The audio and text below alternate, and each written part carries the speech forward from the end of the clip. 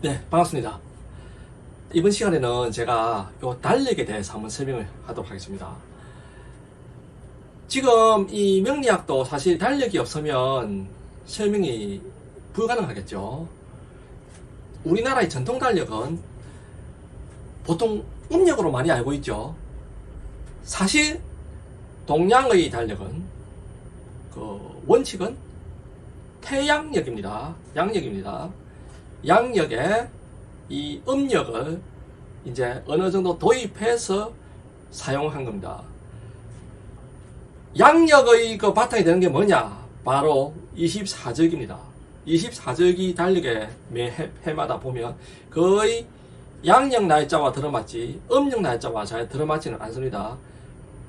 입춘부터 잘 보면 양력 달력에 항상 비슷한 날짜 2월 3일이나 2월 4일 그 둘 중에 거의 입춘은 들어옵니다.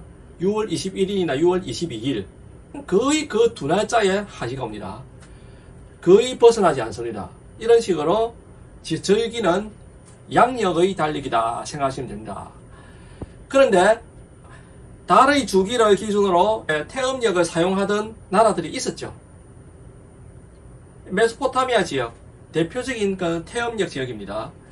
그런데 요 동양권에서 이제 그 메소포타미아 지역의 태음력을 도입을 해오면서 태양력과 태음력을 절충시킨 것이 우리나라 전통의 달력이다 생각하시면 됩니다. 여기서 이제 한번 볼까요? 우리 사주를 이제 세울 때 절기를 기준으로 합니다. 자, 여기서 이 절기도에서 보면 인부터 있죠. 원래 그 12지지는 자에서 시작하지만 1년의 시작은 인에서 시작을 합니다. 이 절기도의 12개의 지지와 이 절기의 관계를 한번 잘 보시기 바랍니다. 인은 보십시오. 입춘에서 시작해서 경칩에서 끝나죠. 즉 입춘은 앞에 축과 인의 경계가 되고 경칩은 요 인과 그 뒤에 묘의 경계가 됩니다. 절기 중에 입춘부터 시작을 하면 입춘을 1번의 절기라고 이제 보겠습니다.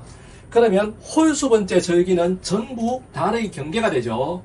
그리고 짝수번째 절기는 전부 달의 가운데에 들어가 있습니다. 여기서 인월의 항상 1월이 됩니다. 인월이 1월이 되고 묘월은 2월이 됩니다. 그리고 진월은 3월이 됩니다. 각 지지마다 그렇게 붙여나가면 결국 축월이 12월이 되겠죠. 이렇게 양력 달력이 정해집니다. 근데 보통 양력 달력은 1월, 2월 하지 않고 주로 인월, 묘월, 진월 이렇게 많이 부릅니다. 관례상 그렇게 부릅니다. 그리고 음력 달력은 어떻게 하느냐? 양력은 1년 365일이죠. 사실 365.2421입니다. 이것도 거의 근사값입니다. 그리고 음력 달력은 약 354일 정도 됩니다. 자, 365와 354 거의 11일 정도의 오차가 생기죠. 시차가 생깁니다. 이 11일이라는 것은 1년의 주기로 보면 제법 큰 왜곡이죠. 그래서 음력을 어떻게 양력과 절충을 시키느냐 이렇게 생각하시면 됩니다. 대체로 인월은 음력의 1월과 대응을 하고 묘월은 음력의 2월과 대응을 한다. 그러면 축월은 음력의 12월과 대응을 한다고 보겠죠. 그런데 문제가 생깁니다. 시차가 있죠. 이 문제를 어떻게 풀었느냐. 이래서 가운데 있는 절기, 짝수번째 절기들이 중요합니다. 달의 경계에 있는 절기 말고 달의 가운데 있는 절기를 한번 보십시오. 인월의 가운데 우수가 있죠. 명월의 가운데 춘분이 있죠. 우수, 춘분 이런 절기들, 그 다음 고구, 소만, 하지 전부 다 달의 가운데 있는 절기들이죠. 이 절기들은 각 달의 주인이 된다. 이날의 주인은 우수입니다. 묘월의 주인은 충분입니다. 당연히 5월의 주인 하지가 되겠죠. 신월의 주인 처서죠. 이런 식으로 각 달의 주인이 된다. 이것은 동시에 음력 달력의 주인이 된다. 음력 1월은 반드시 우수를 포함해야 됩니다. 첫 번째 날이든 제일 마지막 날이든 그건 상관없습니다. 어쨌든 그 달 내에 들어오면 됩니다. 음력 11일을 뭐라고 합니까? 동짓달이라 하죠. 왜 동짓달이냐? 음력 11월은 양력의 자월에 해당하죠. 반드시 동지가 들어가야 되겠죠. 그래서 동짓달입니다. 이렇게 이제 음력 달력이 주인이 정해진다. 그런데 양력과 음력의 날짜가 시차가 많기 때문에 점점 그렇게 만들어 가다 보면 결국 음력이 빨리 끝나버리겠죠. 그러면 해가 갈수록 그 시차는 더 커지죠. 그래서 도입한 게 뭐냐? 윤달이다. 윤달이라고도 하고 윤월이라고도 하는데 이 윤달이 어떻게 생기느냐? 윤달은 주인이 없는 달입니다. 주인이 없는 달이 윤달이 됩니다. 예를 들면 1월의 주인은 우수가 되죠. 2월 주인 충분히 되죠. 3월의 주인 고구가 되죠. 4월의 주인 소만이 되죠. 5월의 주인 하지가 되죠.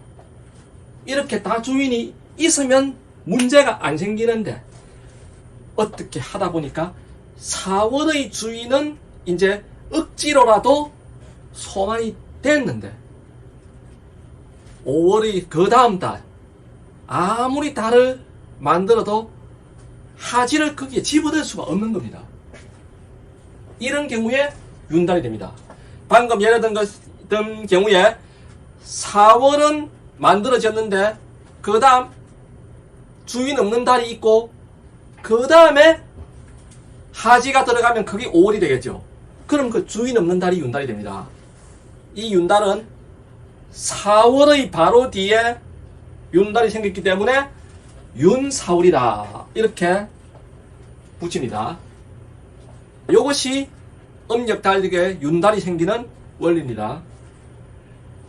이렇게 해서 주인이 없는 달이 윤달이 되는 겁니다.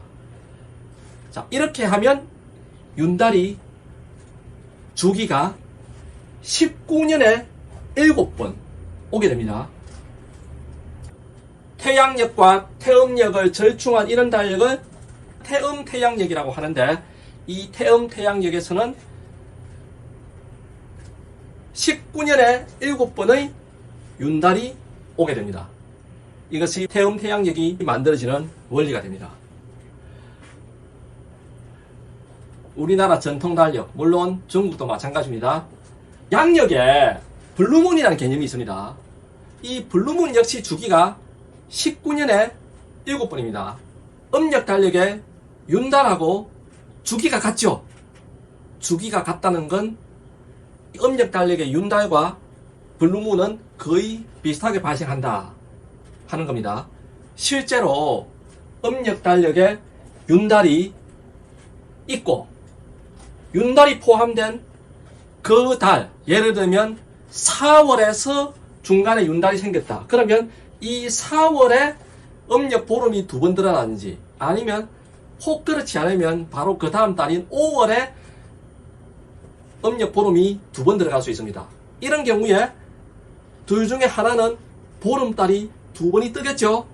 이것이 블루문의 개념입니다.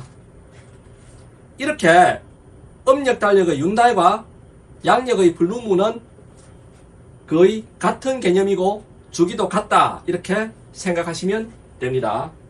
이번 시간에는 태음 태양력에 대해서 설명을 드렸습니다. 감사합니다.